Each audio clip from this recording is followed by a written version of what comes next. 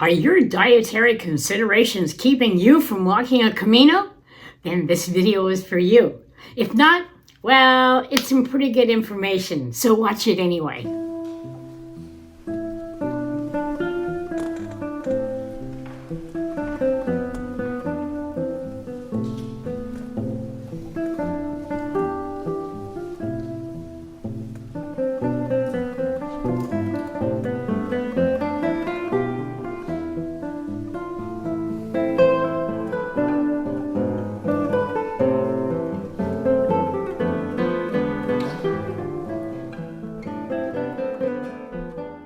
Thanks for tuning in. This is a very important topic that many people are confused about or have concerns about. The simple answer is yes. If you have dietary restrictions, no matter how severe, you can not just survive, but have a decadent foodie experience. It just takes planning and some understanding of the food practices in Spain. My particular food considerations are that as a religious Jew, I keep kosher. Next summer, 2026, will be the 9th consecutive year that I have spent 3 months walking Caminos. Over the years, I've learned tricks, techniques, considerations, and practices that not only have kept my dietary needs fulfilled, but have also enabled me to have a truly satisfying culinary experience on the trail. In this video, I would like to share this information with you so you can take the basic framework and make adjustments for your needs. First of all, let me explain the basics of kosher or kashrut. Understanding these basics will help you find products in Spanish markets that will let you eat foods for diets that need to be not only vegan, but vegetarian and lactose-free, also gluten-free, and so on and so forth. Those rabbis have done a great job of labeling stuff, so understanding the system can help you even if you don't need to keep kosher. The term kosher comes from the Hebrew word kasher, meaning fit or proper. Kosher food adheres to a set of dietary laws outlined in the Jewish religious texts, primarily the Torah. These laws govern which foods can be consumed, how they should be prepared, and the combination of foods that are allowed. The key principle of kosher is the separation of meat and dairy. This includes not only the food itself, but also the utensils and the equipment used to prepare and serve it. In this video, I'm not going to get into the meat discussion since I'm vegetarian and that's not a consideration for me. Kosher food must be prepared according to specific guidelines. This includes how products are processed and ensures that no non-kosher ingredients are present in packaged foods. Even a slight trace of a non-kosher substance can render a food item non-kosher, which is why many processed foods require certification from a reliable rabbi or kashrut supervision agency. But not all foods fall into the category of meat or dairy. There is a classification called parve. This includes fruits, vegetables, grains, and eggs. Parve foods can be eaten with either meat or dairy, but if they are processed using equipment that handles meat or dairy, they must be reclassified accordingly. So those are the basics. Now we get a little more complicated when we discuss the various kashrut labels. Understanding this will help you find packaged foods in Spanish grocery stores that are either dairy or parve. Remember, in this video, we aren't doing the meat thing, just dairy and parve. The 3 significant kosher symbols are the circle K, the circle U, and the Kof K. If the product contains dairy, the symbol will include the letter D for dairy. In commercially processed foods, the rules about what is and is not vegetarian are deliberately blurred. Products that claim to be vegetarian may not always be so. You see, Product or ingredient labels in the global food industry are required to list only the major components that exceed a certain percentage. For example, if an animal product was used to oil the utensil used to cook the food in the processing plant, and only a trace of that animal fat was transferred to the cooked product when it was packaged, that animal fat is not required to be on the ingredient label. In the kashrut world, this would not be acceptable. If you're purchasing packaged kosher foods with appropriate labeling in the Spanish grocery stores, you can be certain that the product is legit. So, let's go into my pantry here in my home in Surprise, Arizona, and I'm going to pull out some items to share with you that'll give you a better understanding of what to look for. Are you ready? Come on. So come on into my pantry and let me gather a few things for you. And we'll do a show and tell. So, thank you for following me into my kitchen, and I have everything out so I can do a show and tell. First of all, these are the items that I carry with me in my backpack, and this is I can do all my cooking with.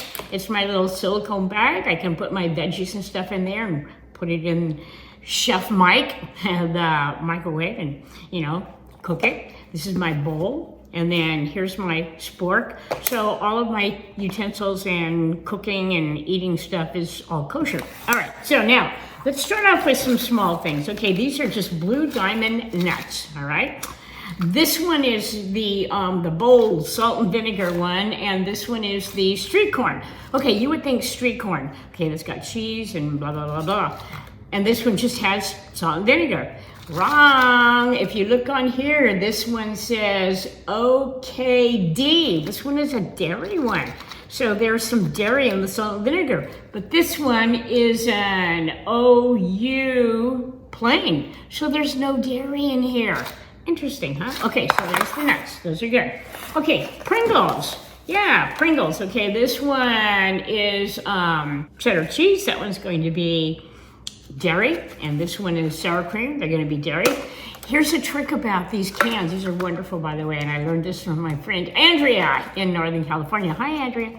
Anyway, these cans are great for if you have like strawberries, raspberries, some kind of fruit that's delicate, and you want to keep it from getting squashed in your backpack. Save the cans, put your fruit in here, and then you can put them back in your backpack, and you don't squash that wonderful peach or pear or strawberry. Okay, so there's the Pringles. And then, of course, I've got my honey, and this one is OU. Then, these are wonderful. The mashed potato, buttery, home style. Of course, this is OU dairy. And this one, it's chicken flavor, but it's totally vegetarian, and it is OUP for Parva. Okay, so this can go either way. These are wonderful, and of course, all these things I'm showing you, you can get in all of the Spanish supermarkets. The Mercadona, the Dia, the Corte Inglés, all of those places. Okay, cup of soup. These are great. This I would actually put in my bowl and put it in the microwave and let Chef Mike take care of that. And of course, potatoes. These are golden buttery mashed potatoes. So these are okay dairy. And then pasta. If you're gonna cook pasta, by the way, I put in my little microwave bag with some water, and I put it into Chef Mike again. And this is a granola, and this is an OU Parv. Okay, so there's no dairy in here. This is just granola. And these Lipton soup mixes, okay, these say really big time. It says, right here, kosher. So these are definitely kosher items. Wonderful for your backpacking. And I can only find in my store the big can of this consomme. It's just a Parv bouillon powder, but you can get these in smaller things, and What I like to do with this is I like to make a little bowl of some soup broth and cook my veggies and dump it all in there.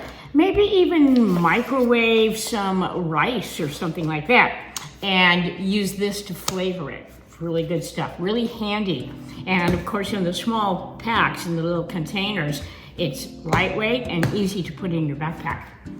Okay, last but not least, we've got sodas. Yeah, sodas also are kosher. And it says so right here on the label. Whoops, oh, it's back there. This is in OU, okay? So, just some ideas of what you can find in the grocery stores in Spain. So I hope that gives you some ideas of all the prepackaged products that are available in the grocery stores in Spain. Of course, fresh fruits and vegetables are excellent and abundant throughout Spain. I've made a couple of videos about cooking veggies in my silicone cooking bag in the teapot in my hotel room. Here's a link to a couple of them. You can make some fantastic meals with just a teapot and a cooking bag. Time to delve into some other food restrictions. If you're lactose intolerant, your biggest fear is eating something unknowingly that will trigger your lactose discomfort. Fortunately for you, Spain has made significant progress in the food culture to accommodate the lactose-free requirements. In most of the grocery stores in Spain, you will find shelf-stable milk alternatives, non-dairy cheeses, and snack puddings that are also non-dairy. Purchasing a 6-pack of almond, oat, or cashew milk to keep with you is always an option. Additionally, most of the coffee places along the Camino trails offer milk alternatives for their coffee. For snacks along the trail, nuts, dried fruits, and granola bars are always available. And once again, head to the kosher foods and find products with a kosher symbol without the letter D. You can be assured that this item has no dairy in it. Gluten is a protein found in wheat, barley, and rye. It's commonly used in many processed foods as a binding agent, giving foods like bread, pasta, and cereals their chewy texture. Spain, like many other countries, has seen a rise in the availability of gluten-free products in recent years. With a growing number of people being diagnosed with celiac disease or choosing to follow a gluten-free diet for health reasons, the demand for gluten-free options has increased significantly.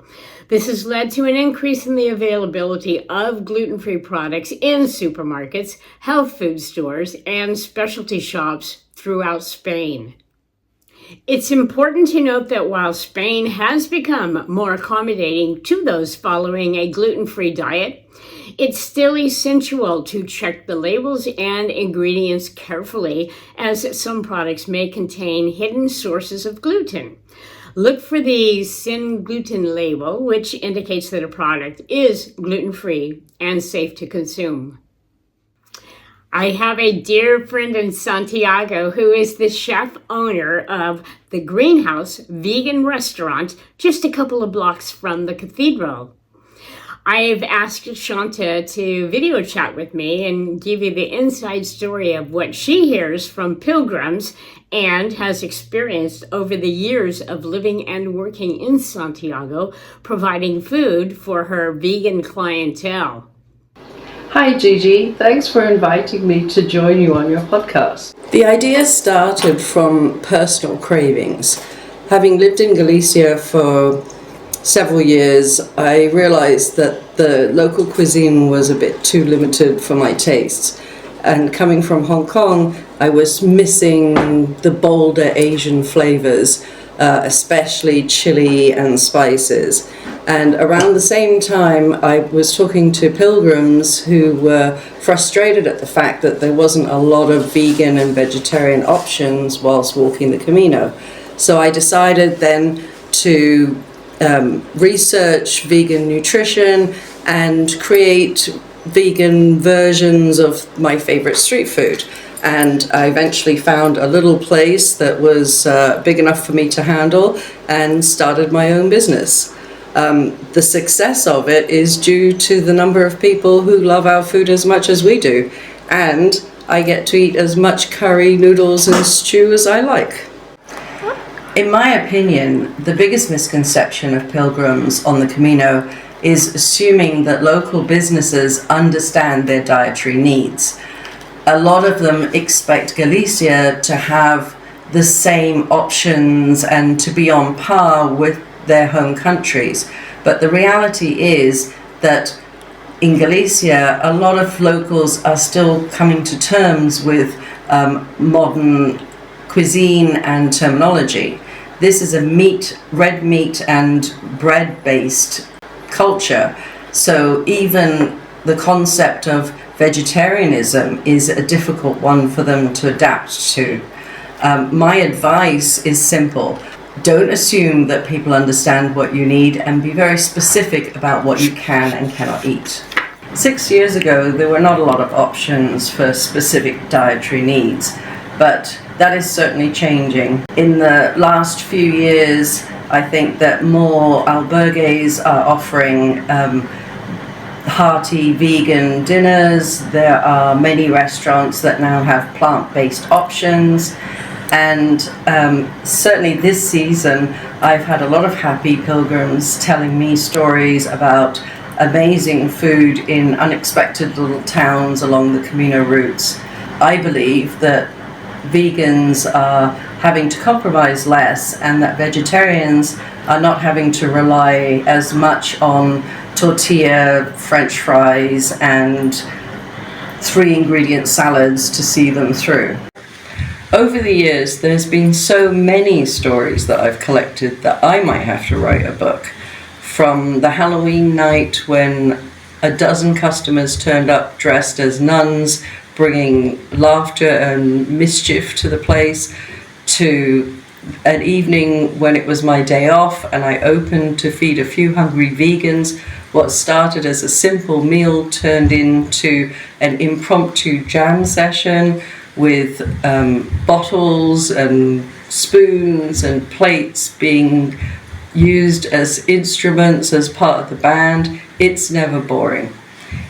A couple of my favorite ones that I remember is one evening a group of vegans brought in a reluctant carnivore who begrudgingly decided to try the food, and by the end of the evening he was overwhelming with praise. For the next 3 years, he came back every season with a mix of vegans and vegetarians that he'd collected along his Caminos, like a plant-based Pied Piper. There's no better compliment than a meat eater who's championing our vegan food. It's moments like these, unexpected, heartwarming, and sometimes funny, that reminds me that food isn't just about sustenance. It's comfort, communication, and the thread that weaves together the stories of everyone who passes through my door. You never know what magic the next day will bring. Well, Gigi, it's a pleasure as always to chat with you, and I'm already looking forward to seeing you in Santiago next spring. Big love. Bye. And thank you, Shanta. Ditto back at ya. So Shanta was the recipient of Blue Scoot 2 after I put a couple thousand Camino miles on him. Every year, Shanta scoots a couple of days with me on some part of a Camino somewhere. We are definitely a couple you can't miss, colorful ladies on scooters on the Camino. So, are you ready for music? I always try to find music that goes along with the theme of the video. I've put together the perfect music for this one, but it needs some explanation. In the Jewish tradition, in particular the Hasidic communities, a type of music has developed called a nigun, or the plural is a nigunim. The music in these melodies is so important that words are not necessary, just the music. These wordless melodies are used to connect the person with their deeper spiritual side. So let me set the stage. Imagine you're sitting around the Shabbos table after a wonderful meal. Someone begins tapping a rhythm on the table, and a voice begins a slow rhythmic melody. Another voice joins in, and another, creating a lovely harmony. The melody crescendos as everyone around the table is engaged in the rhythm and the melody. All of a sudden, as if on cue, the tune changes keys, shifts rhythms, continues in harmony, but a new tonal character. Then once again, another shift, a new rhythm, new melody. As this third tune comes to a close, all participants at the Shabbos table are not only satiated from the meal, but from the musical experience. Here is 3 nigonim for 6 French horns.